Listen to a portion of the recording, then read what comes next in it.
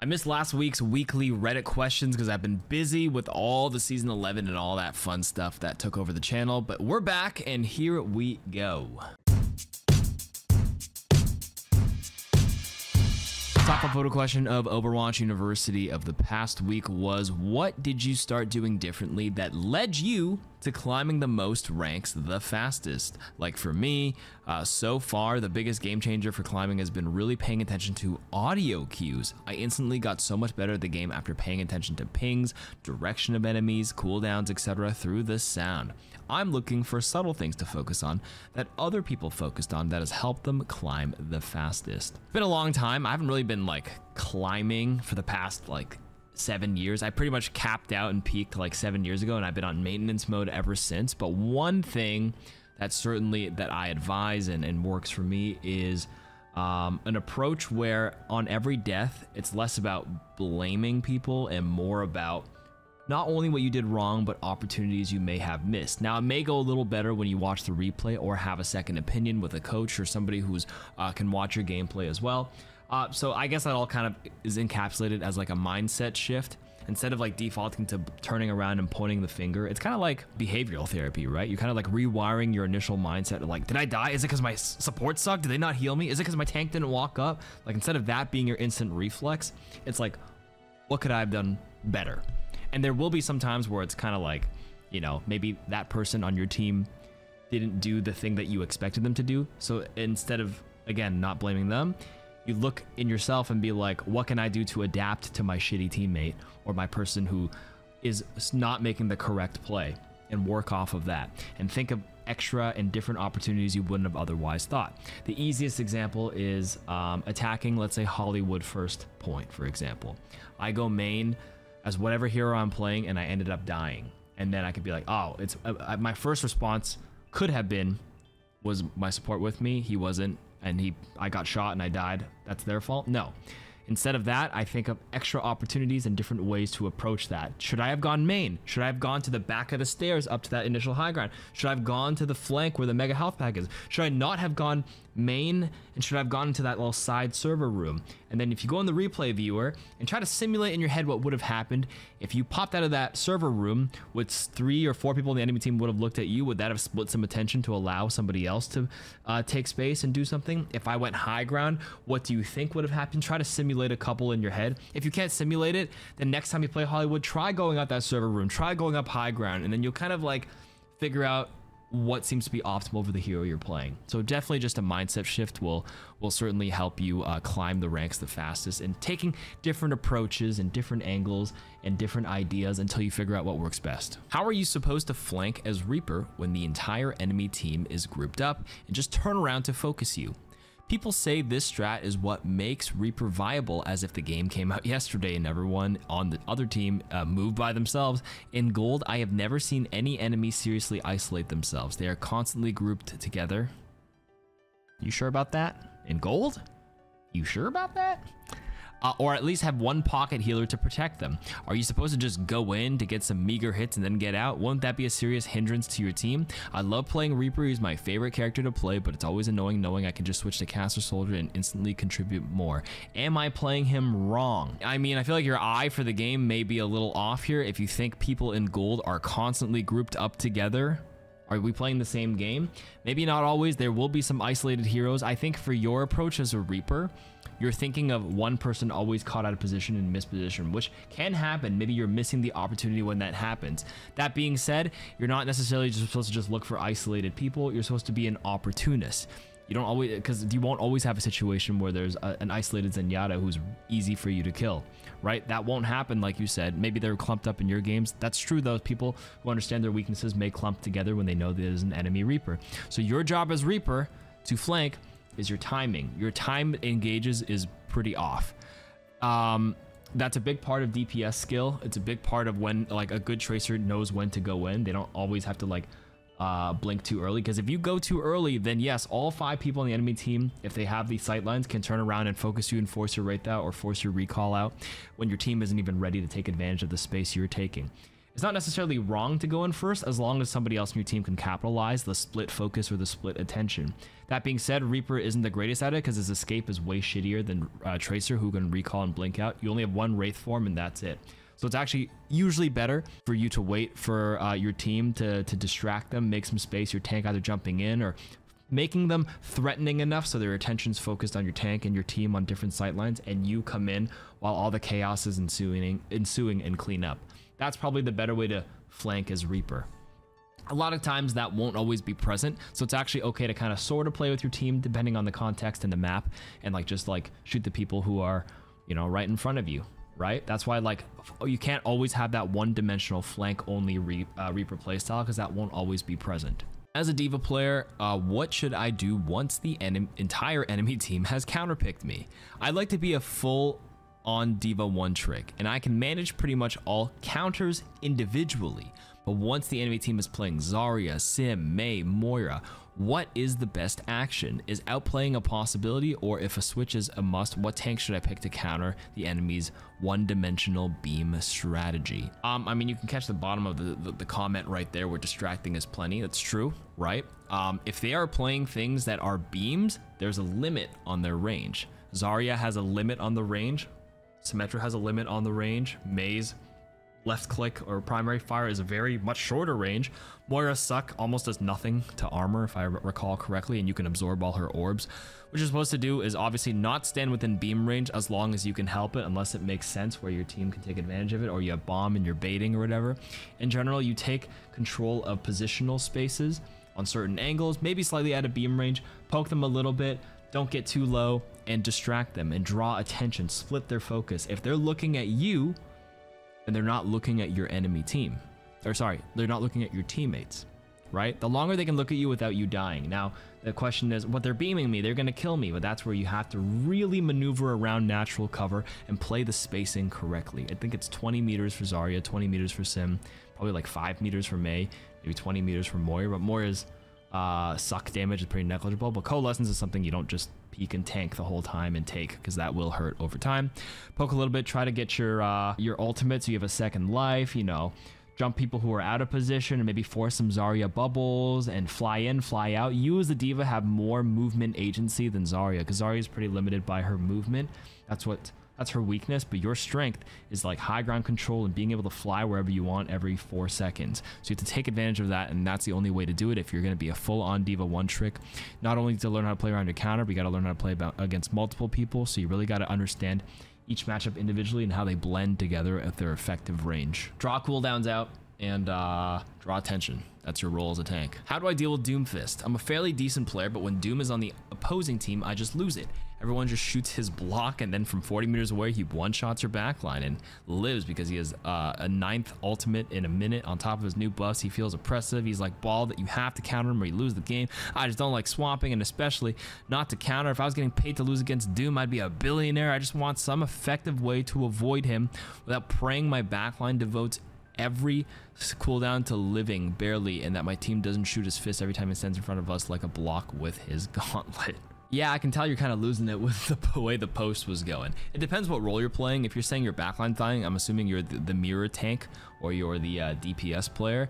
The thing with Doom is that shooting when he's blocking, he's probably into the open. There is a time and place to shoot and focus him to kind of force him out of it, or that's the opportunity to CC him. Throw an Orisa Spear, throw a Sigma Rock, Sleep Dart him, hack him as a Sombra. A little bit of CC slows his momentum down significantly, and dodging a single punch kills his entire engage because he probably has to slam out. If he slams in and misses the punch, he's a sitting duck with the block, and that's your best time to either shoot him. But then as soon as you charge his fist, you can actually back up behind line of sight in that exact moment because you know a punch is coming out. Doomfist is all about snowballing his abilities, and if he misses one, either with a well-timed CC on your team or like a good enough damage pressure to force him out, his entire rotation is kind of killed for the next 5 to 10 seconds. You just have to pressure him wherever you can possible. And yes, if your team gets punched, they have to be hyper aware of it, and they should be playing heroes that, you know, behind cover, obviously, if when possible, depending on when the rocket punch is coming out, but also with some abilities ready. You can't really help them in that sense where like if they need to dodge, they have to dodge. But sometimes there's time and place where if you're a tank player, you can take the punch for your team. As long as they're not too far behind, close to you, then they won't get caught in the AoE of it. And then that can be pretty solid as well. Stay away from walls when possible when he's empowered, and that's your best bet to deal with Doomfist. What do I do with the DPS with a negative KD ratio? As a tank player, I noticed upon inspection and replay that in my last 10 games, there was always at least one DPS with a negative KD.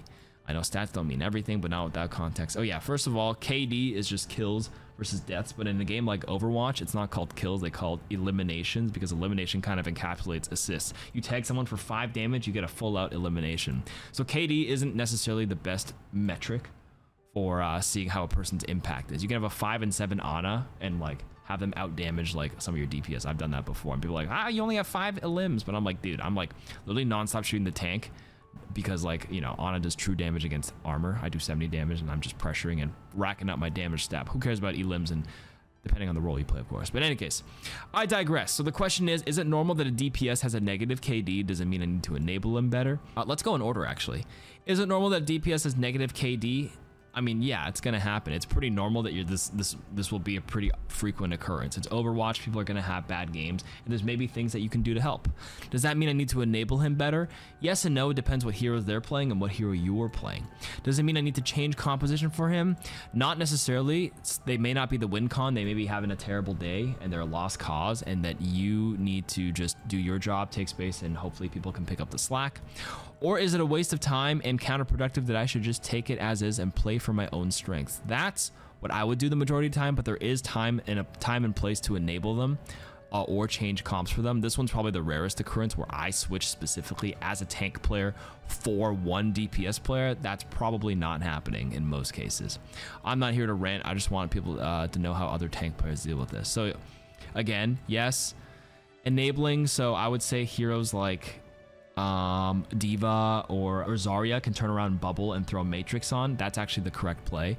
But enabling them on, say, a Ramatra or a Sigma, it's a lot less of an option to enable or help them.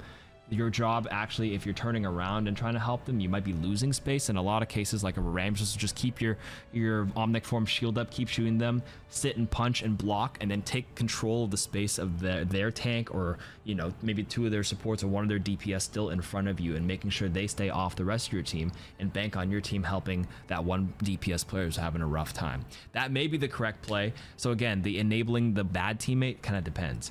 And more often than not, if they're having a bad game, like they're a little tilted, it's probably better not to like work around them, because if they're not like a god pro player, are they really going to be able to turn it around? No, I would probably just play for your own strengths. And that's the best I can answer your questions with. Is Moira viable in ranked? If so, up to which rank? I was told by someone in a gold game that my loss streak was because Moira isn't viable in ranked. And then in my research and as far as supports go, she indeed has no utility.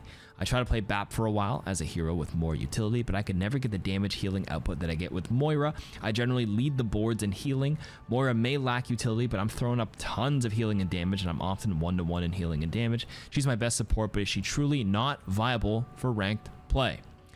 To answer the main question, is she viable in ranked? Yes. If so, up to which rank? All the ranks. Top 500, easily. There's a couple of top Moiras.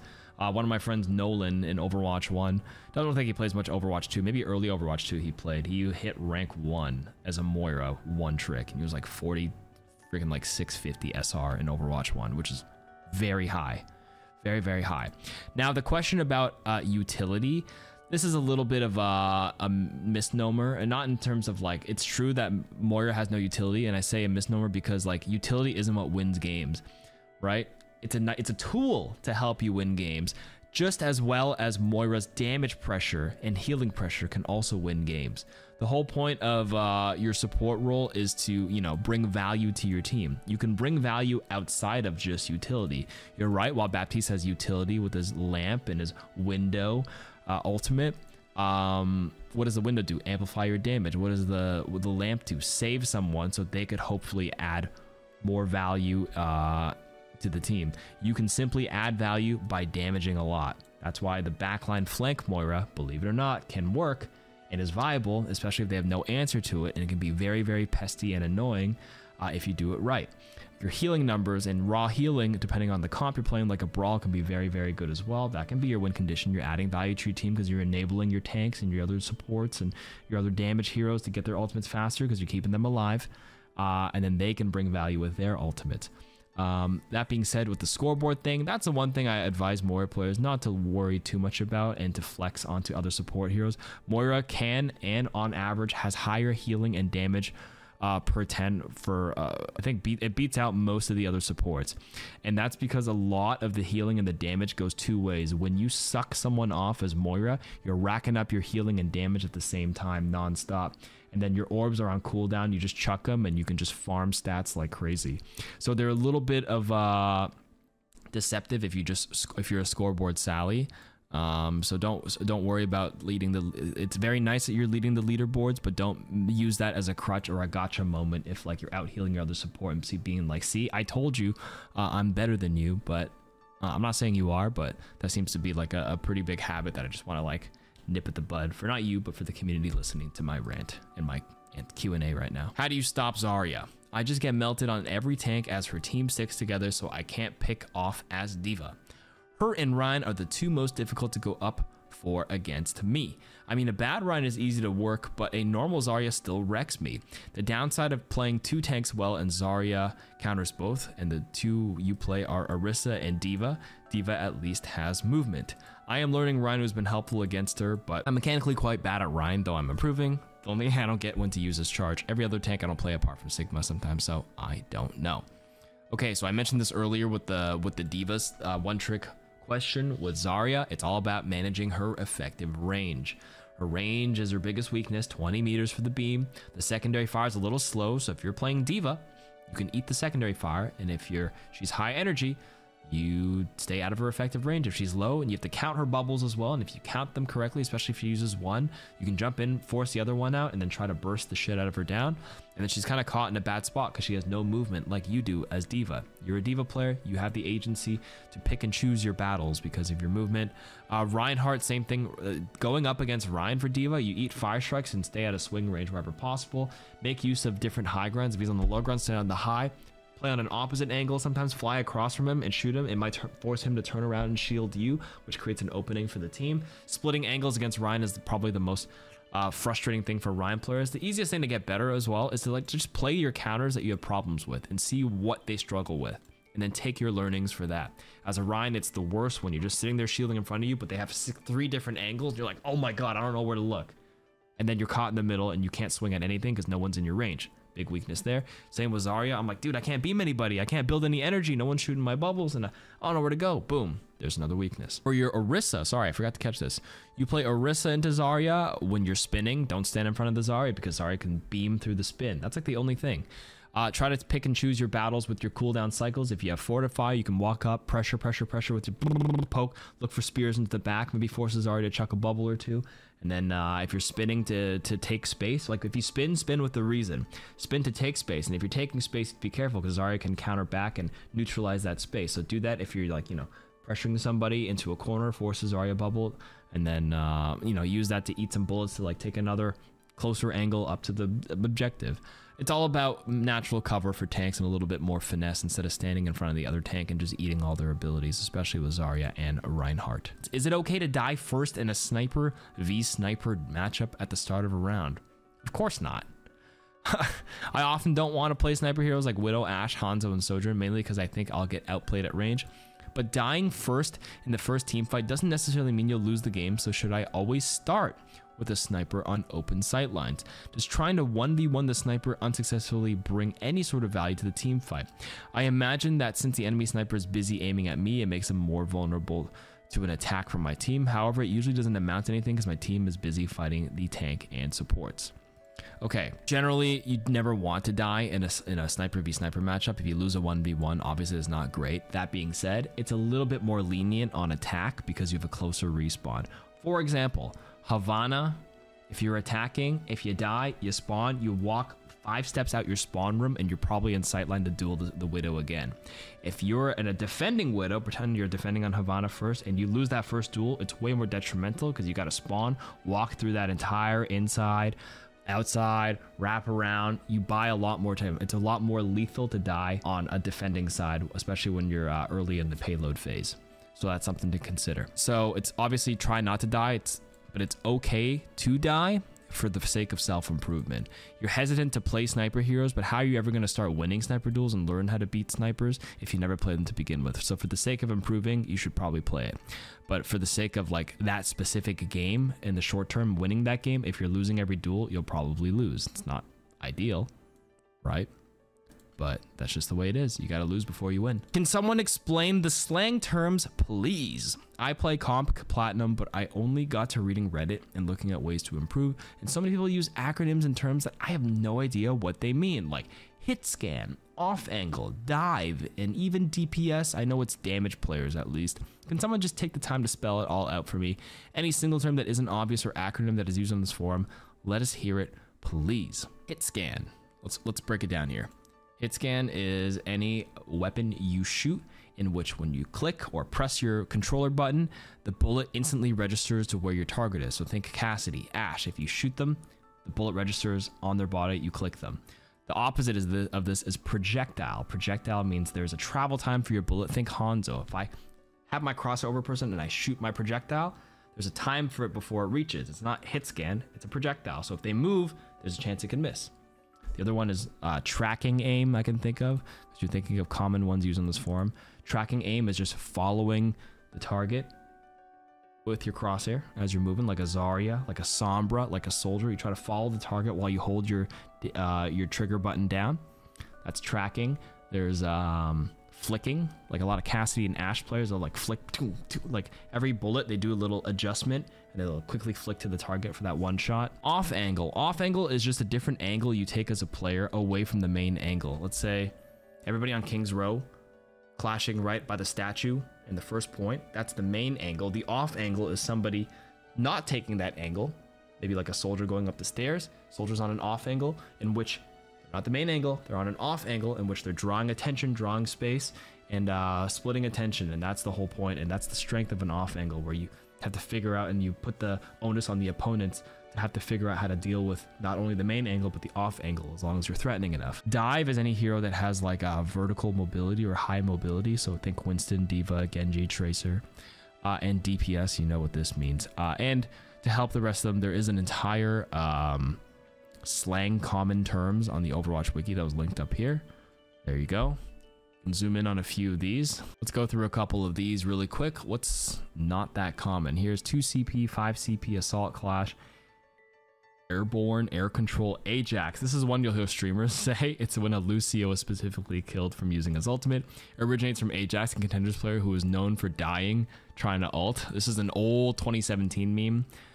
Which goes now, Ajax, that's right, that one. It's kind of like how in League you have the Lee Sin play, or like the Insec, which is just like a flash Lee Sin kick. Some plays get named after players.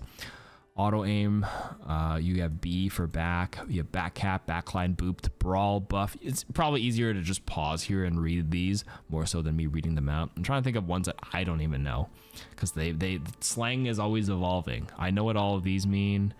CC, C.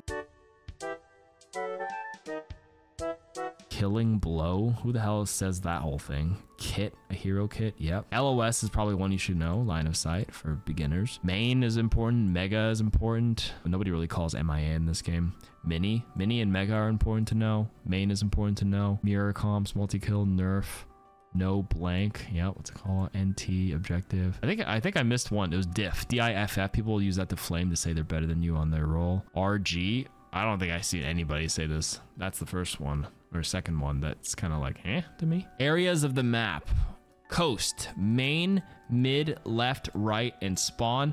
Left and right are relative to where the side you're on. That's important. Coast is important.